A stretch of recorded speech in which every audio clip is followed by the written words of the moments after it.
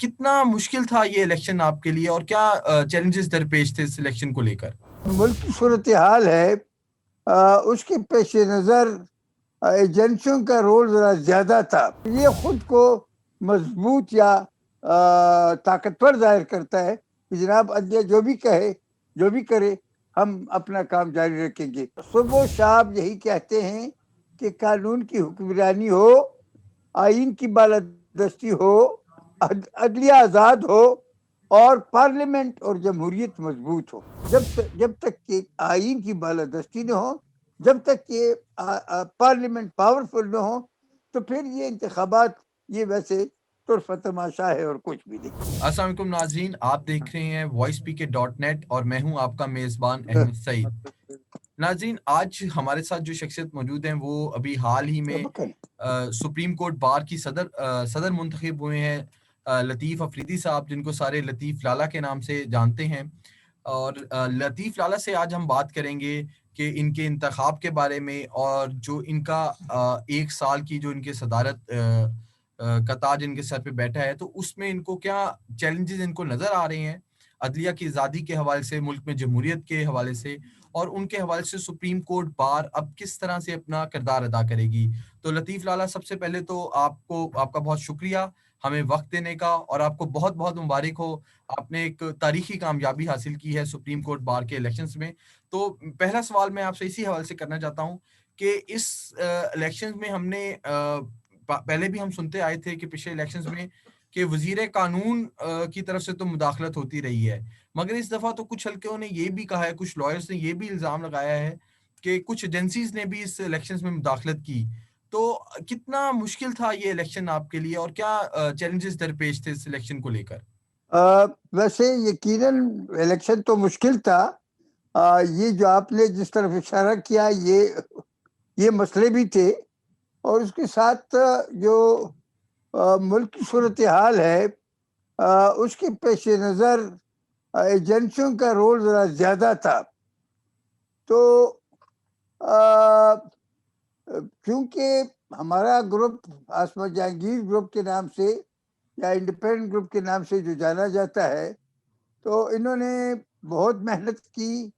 میرے ساتھیوں نے کراچی میں، لاہور میں، پنڈی میں، اسلام آباد میں، کوئٹہ میں، ملتان، ہر جگہ بہت محنت سے کام لیا.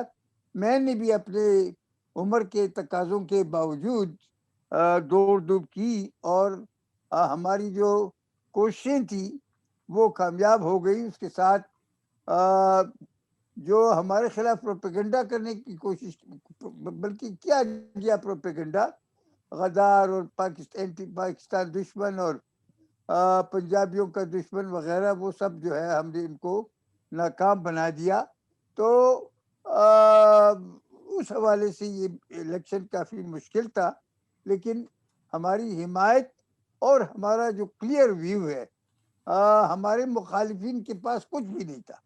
ان کا کوئی پروگرام نہیں تھا، ان کا کوئی بیانیہ نہیں تھا، اور ہم کھول کے کہہ رہے ہیں کہ ہم آئین کی بالادستی، قانون کی حکمرانی، عدلیہ کی آزادی اور پارلیمنٹ کی آزادی کے لیے لڑ رہے ہیں.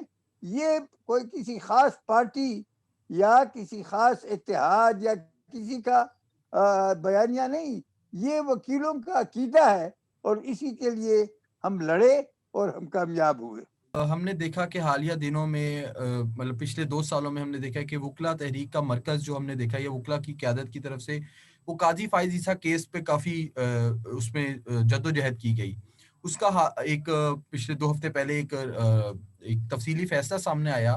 اس میں بہت ساری اور باتیں کی گئی جس میں صدر اور وزیر اعظم کو کہا گیا کہ انہوں نے شاید پراپر طریقے سے اپنا مائنڈ اپلائی نہیں کیا. آپ سپریم کورٹ بار کے نو منتخب صدر ہیں، اور آپ نے ایک انٹرویو میں پریزیڈنٹ کے استعفے کی بات کی ہے. تو آپ کیا سمجھتے ہیں اور کیوں آپ کو لگ رہا ہے کہ پریزیڈنٹ کو کیوں مستعفی ہو جانا چاہیے اپنی پوسٹ سے؟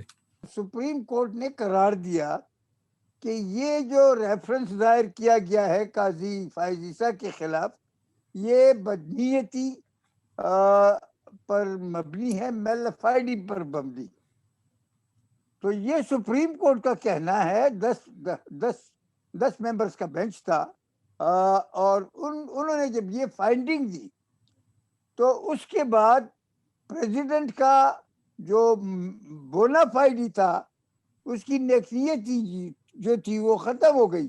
تو ہمارے آئین اور قانون اور ہمارے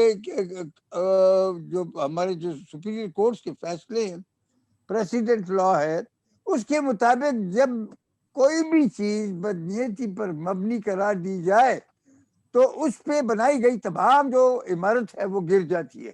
اور پھر اس کے بنانے والے جو ہے وہ مورد الزام ٹھہرتے ہیں کہ یہ انہوں نے غیر قانونی، غیر آئینی، غیر اخلاقی کام کیا ہے.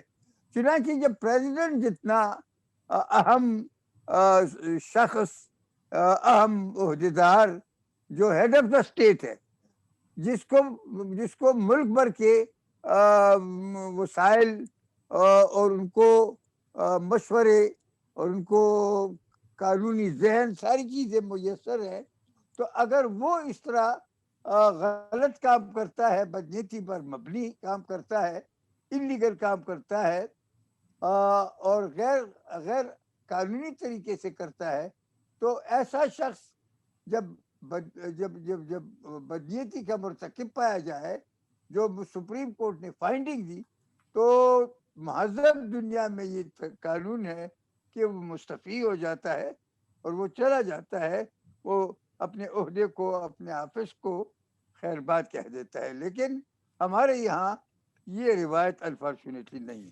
بلکہ میں یہ ایک قدم آگے جاؤں گا کہ جب فوجیوں کے اندر جب کسی جونیئر کو اٹھا کے چیف آف اسٹاف بنایا جاتا ہے تو دوسرے سینئر جو ہے وہ استعفیٰ دے دیتے ہیں، کہتے ہیں نہیں، ہم اپنے جونیئر کے تحت جو ہے کام نہیں کر سکتے. اور ایک روایت بنی ہے جو میں سمجھتا ہوں کہ اچھی ہے. ایسی روایت ہمارے صدر کو بھی قائم کرنی چاہیے تھی. اچھا، اسی کیس سے جڑا ایک اور معاملہ تھا، وہ فردوس عاشق اوان صاحبہ کا معاملہ تھا. اس فردوس عاشق اوان صاحبہ کے بارے میں اس فیصلے میں یہ لکھا گیا ہے کہ جب انہوں نے as a special assistant to prime minister ایک پریس کانفرنس کر کے قاضی فائز عیسی صاحب پہ تنقید کی تھی، تو وہ تنقید ان کی کنٹیمپٹ آف کورٹ کے زمرے میں آتی ہے، اور اس میں انہوں نے واضح طور پہ کہا ہے کہ فردوس عاشق اوان صاحبہ پر ایک کنٹیمپٹ پروسیڈنگز الگ سے چلنی چاہیے. یہ فیصلے میں لکھا گیا ہے. لیکن ہم نے دیکھا ہے کہ اس فیصلے کے آنے کے فوراً بعد ہی جن کو فردوس عاشق اوان صاحبہ کو حکومتی صفوں سے جو آؤٹ تھی، ان کو دوبارہ ان کر دیا گیا ہے.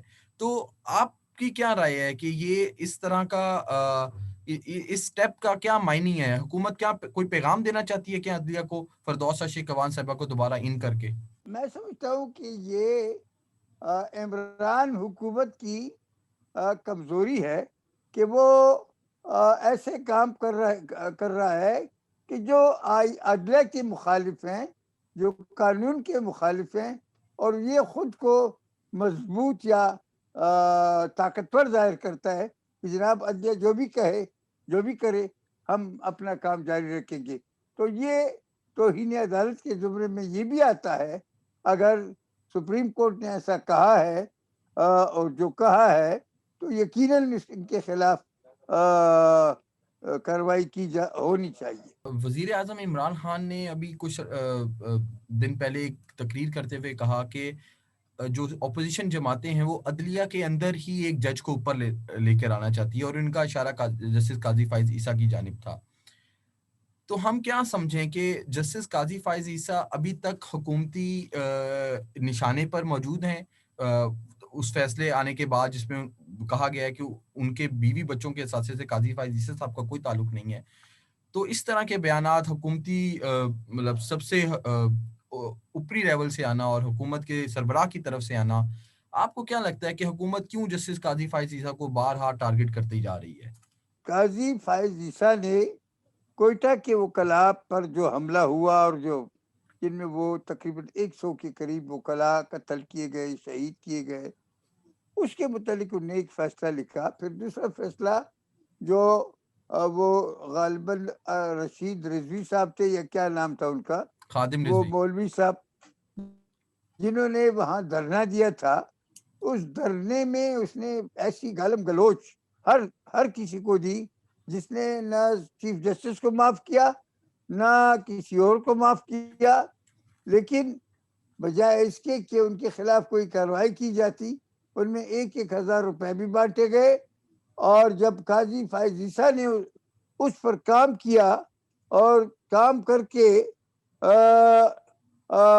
پھر فیصلہ دیا، انہوں نے اس کا نوٹس لیا اور فیصلہ کیا، تو اس میں انہوں نے ذمہ داری جو ہے، ذمہ داریاں فکس کی کہ کون اس کے کیا ذمہ دار ہے۔ لہذا قاضی صاحب جو جس قدر انڈیپینڈنٹ اور نڈر جج ہیں، اس کو ڈرپوک بنایا جا رہا ہے، اس کو ڈرانے کی کوشش کی جا رہی ہے، اور حالانکہ سپریم کورٹ میں کہ فلاں کو اوپر لے جایا جا رہا ہے، فلاں کو نیچے لے جایا، یہ غلط ہے۔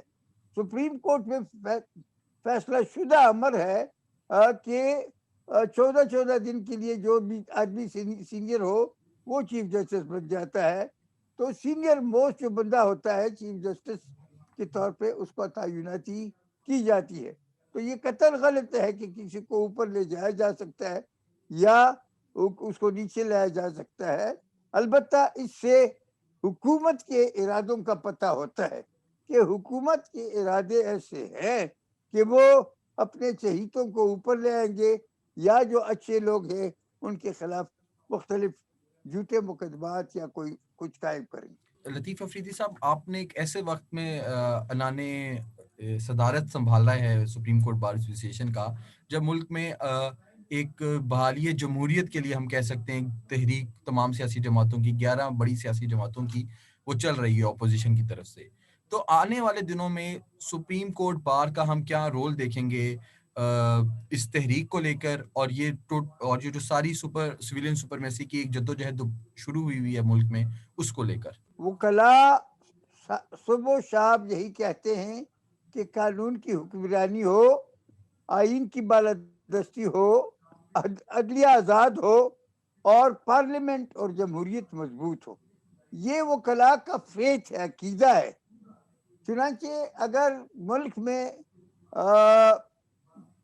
ایسی صورتحال جب آ جاتی ہے، جب گزشتہ 2007 اور 2008 میں وکلاء کی جو تحریک چلی، ایک چیف جسٹس کو زبردستی سے اس کو مستعفی کرنے پہ مجبور کرنے کی کوشش کی گئی، ایک ڈکٹیٹر نے، اس کے خلاف وکلاء ڈٹ گئے، اور وہ جو ہیں انہوں نے 2 سال مسلسل تحریک کر کے چلا کر انہوں نے اس ڈکٹیٹر کو شکست دی اور اس جج کو اپنے مقام پر رہنے دیا۔ اسی طرح قاضی فائز عیسیٰ کے خلاف جو کچھ کیا گیا، اس کے خلاف وکلاء نے بڑے بڑے کنونشن کیے، پشاور میں، کوئٹہ میں، کراچی میں، شاید لاہور میں بھی۔ تو ان کنونشن میں، ان وکلاء کے اجتماعات میں بڑی کھل کے بات کی گئی کہ ہم آزاد عدلیہ کے لیے لڑ رہے ہیں، اور ہم قاضی فائز عیسیٰ کی کو کسی بھی لحاظ سے اس کی آزادی سلب نہیں ہونے دیں گے۔ میں سمجھتا ہوں کہ وکلاء کا یہ کردار جو ہے، وہ 2007-8 میں ہو یا قاضی فائز عیسیٰ کے سلسلے میں ہے، یہ بڑا کل کے اوپن میسج ہے کہ جب عدلیہ کے متعلق بات ہو، قانون کی حکمرانی کے متعلق بات ہو، آئین کی اور بنیادی حقوق کی بات ہو، وکلاء اس میں یقینی جو ہے، جو بھی پارٹی یا جو بھی گروپ وہ یہ شکوے کر رہے ہیں، یہ پروگرام لے کے آ رہے ہیں، تو اگر وکلاء اس تحریک میں شامل نہ ہوں، اس جدوجہد میں شامل نہ ہوں، تو میں سمجھتا ہوں کہ وہ ان کی کامیابی نہیں ہوگی، ناکامی ہوگی۔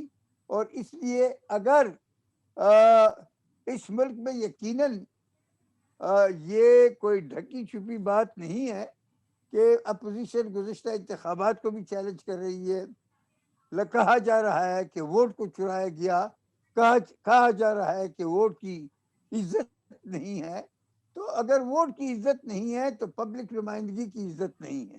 اگر پبلک نمائندگی کی عزت نہیں ہے تو اس کا مطلب یہ ہے کہ جو اتنے اخراجات اور یہ جو تمام شوشہ بن جاتا ہے، انتخابات کیے جاتے ہیں اور اس میں مخصوص لوگوں کو زبردستی یا دونس دھاندلی کے ذریعے لایا جاتا ہے، تو پھر تو یہ سارا بالکل بیہودہ ایک کارروائی ہے جس کو نہیں ہونا چاہیے، اس پہ پیسہ خرچ نہیں کیا جانا چاہیے جب تک کہ اس ملک میں ٹھیک طریقے سے منتخب نمائندے نہ ہوں، جب تک کہ آئین کی بالادستی نہ ہو، جب تک کہ پارلیمنٹ پاورفل نہ ہو، تو پھر یہ انتخابات یہ ویسے طرفہ تماشا ہے اور کچھ بھی نہیں۔ لطیف افریدی صاحب، آپ کا اپنی ایک بڑی ذاتی جدوجہد رہی ہے اس سارے عمل میں.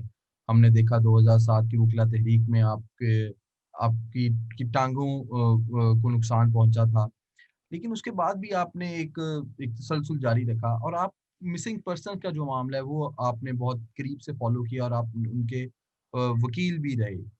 تو بطور سپریم کورٹ بار ایسوسی ایشن، جو آپ کا ایک پیریڈ ہوگا، ٹینیور ہوگا، ہم کیا دیکھیں اس کے اندر؟ ہمیں کیا ایکسپیکٹ کرنا چاہیے کہ لطیف افریدی صاحب جب سپریم کورٹ بار کے صدر ہوں گے کس طرح اس مسئلے کو ہائی لائٹ کریں گے، جو ہے ایوان کے اقتداروں میں بھی اور عدالتوں کے اندر بھی؟ ہم یقیناً گورنمنٹ کے ساتھ مختلف شکلوں میں رابطہ رکھیں گے. پہلے تو ہم حکومت کو یہ مشورہ دیں گے کہ یہ جو مسنگ پرسنز ہیں اور جو ان کے متعلق پریشانیاں ہیں، جو کیمپ ہیں، جو ایک قانون ہے need of civil power regulation جو ہیں 2 ہیں، وہ یہاں سے high court, Peshawar high court نے ان کو منسوخ کیا، لیکن سپریم کورٹ نے فوری طور پہ ان کو تحفظ دیا، اسٹے آرڈر دیا، ان کو بحال رکھا. وہ قوانین اور مسنگ پرسنز یہ ان کا بالکل وہ ہینڈز ان گلو ہے. تو ہم کوشش کریں گے کہ حکومت کو مشورہ بھی دیں، کیونکہ حکومت کے جو قانونی مشاور ہیں، مشیر ہیں، آج وہ نوکری کرتے ہیں. Unfortunately I am sorry to سے، اس میں اچھے لوگ بھی ہیں، وہ نوکری کرتے ہیں. نوکر جو ہے آقا کے سامنے سچ بات نہیں کہہ سکتا، وہ بات کرے گا جس سے آقا خوش ہوتا ہے. اور اسی لیے عمران خان کو جو بعض باتوں میں ناکامیاں درپیش ہے، شاید اس کی ایک وجہ یہ ہے. ہم کوشش کریں گے کہ حکومت کے نوٹس میں یہ بات لائیں، حکومت کے ساتھ مشورہ کریں، ان سے بات کریں، ان سے مطالبے کریں کہ بھائی مسنگ پرسنز کو یہ مسنگ پرسن کیوں مس ہو جاتے. آج بھی میرے پاس ایک ایسا آدمی رشتے دار میرے ساتھ بیٹھے ہوئے ہیں جنہیں 28 تاریخ کو اٹھایا گیا، اور جو تمام ادارے ان منکر ہے کہ ہمارے پاس نہیں ہے. حالانکہ وہ گاڑیاں جو تھی وہ شاید یا سی ٹی ڈی کی تھی یا کسی ادارے کی تھی. تو وہ ان کے عزیز و اقارب پریشان ہیں. وہ اچھا خاصا کاروباری آدمی ہیں، کاروبار کے سلسلے میں اس کو اٹھایا گیا. میں نے آئی جی سے بات کی، میں نے چیف سیکرٹری سے بات کی. اب اس سے آگے میں کس سے بات کروں کہ بھائی یہ تو غلط کام ہے، یہ تو آئین کی خلاف ورزی ہے، قانون کی خلاف ورزی ہے، اور یہ بدنامی ہے حکومت کے لیے. کیونکہ سرکار کے 2 اہم لوگوں پر، ایک ڈی آئی جی ہے اور ایک وزیر ہے، دونوں پر یہ الزام ہے کہ انہوں نے کیا. تو اگر سرکار کے اندر ایسے غیر ذمہ دار لوگ ہیں تو اور عمران خان یا چیف منسٹر میں یہ قوت نہیں ہے کہ ان کو چیک کرے، تو لازمی بات ہے روز بروز حالات بگڑتے جائیں گے، اور روز بروز جو ہے صورتحال جو ہے وہ خراب ہوتی جائے گی. لوگوں کا اعتماد جو ہے اس کو ٹوس پہنچتا جائے گا، اور الٹیمیٹلی جو کوئی اس حکومت کو گرانے کی کوشش کرے گی، ہر کوئی اس میں شامل ہوگا. اچھا، ٹورڈز دی ویری لاسٹ، آپ کا تعلق انڈیپینڈنٹ گروپ سے، جس کو وکلا برادری آسما جہانگیر گروپ کے نام سے بھی جانتی ہے. انہوں نے ساری زندگی برابری کی اور عورتوں کے حقوق کے حوالے سے بات کی اور جدوجہد کی.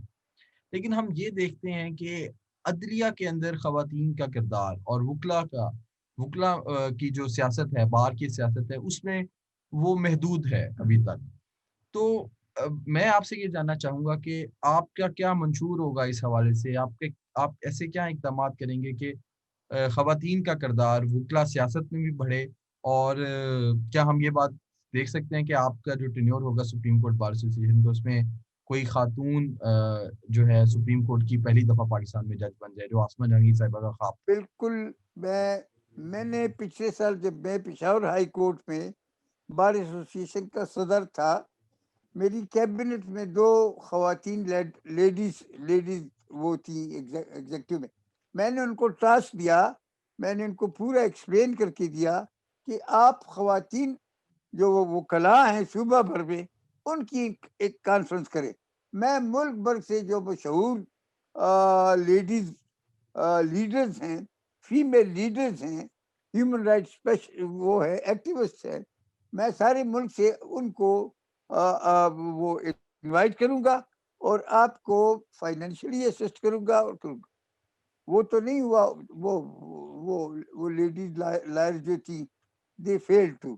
اب میرے ایگزیکٹو میں ایک لیڈی لائر بطور ایڈیشنل سیکرٹری منتخب ہو چکی، بہت تکڑی قابل عورت ہے، اور میں نے ان کو بھی کہا ہے کہ ہم سارے ملک کی سطح پر ایک خواتین لائرز کانفرنس کرنی چاہیے.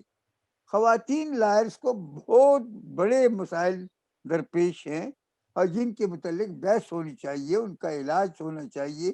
ان کے مسائل کو، فائنینشیل مسائل بھی ہیں اور بھی مسئلے ہیں، ان کے مسائل کو کم کرنے کی کوشش کریں. تو میں اس 1 سال میں میرا یہ پکا ارادہ ہے کہ یہ خواتین کانفرنس ہو اور اس میں خواتین کے مسائل کے حل جو ہے وہ ڈھونڈے جائے. وہ کانفرنس میں آسما جہانگیر کو منسوب کروں گا جی. That will be under the name of Asma Jahangir. ٹھیک ہے. اور سپریم کورٹ میں پاکستان کی پہلی خاتون جج کی تعیناتی کے لیے ہم کیا دیکھیں کہ جو بار جو ہیں ہماری بار کونسلز اور بار ایسوسی ایشن، وہ کیا جدوجہد کریں گی؟ کیونکہ ابھی تک ہم نے اصل میں سارے پاکستان میں مثلا ایک خاتون جج جو ہے پشاور ہائی کورٹ میں ہے، ایک ریٹائر ہو چکی ہیں. ایک خاتون جج جو ہیں لاہور ہائی کورٹ میں ہیں. ایک خاتون جج غالباً بلوچستان میں تھی، وہ بھی ریٹائر ہو چکی ہیں. تو اصل میں عدلیہ میں، ہائر عدلیہ میں، ہائی کورٹوں میں لیڈی ججز بہت کم تھی. اس لیے سپریم کورٹ کے لیے ہمارے پاس سر دست میری نظر میں کوئی جج مجھے نظر نہیں آتا لیڈی جج کہ ہم اس کا مطالبہ کریں کہ وہ سپریم کورٹ جائے. حالانکہ ہماری سپریم کورٹ میں یہ نہیں ہے، اس میں 1 نہیں 2 نہیں 3 4 خواتین ججز ہو سکتے ہیں، بشرطے کہ وہ اویلیبل ہو اور کوالیفائڈ ہو. انفارچونیٹلی اب لوور لیول پہ بہت ساری خواتین ججوں کو بھرتی کیا گیا، لیکن یہ ایک ٹائم لے گا کہ وہ کوالیفائڈ ہو، تجربہ ان کو حاصل ہو اور وہ اس کے لیے اہل ہو کہ انہیں بطور جج ہائی کورٹ یا سپریم کورٹ لگایا جائے. بہت شکریہ لطیف افریدی صاحب voicePK.net کو اپنا قیمتی ٹائم دینے کا اور ہمارے ساتھ ملکی سیاسی اور جو بار کی پالیٹکس ہے اس پر گفتگو کرنے کا، اور ہم امید کرتے ہیں کہ آپ سے گفتگو کا یہ سلسلہ گاہے بگاہے جاری رہے گا. بہت شکریہ لطیف افریدی صاحب. Thank you very much.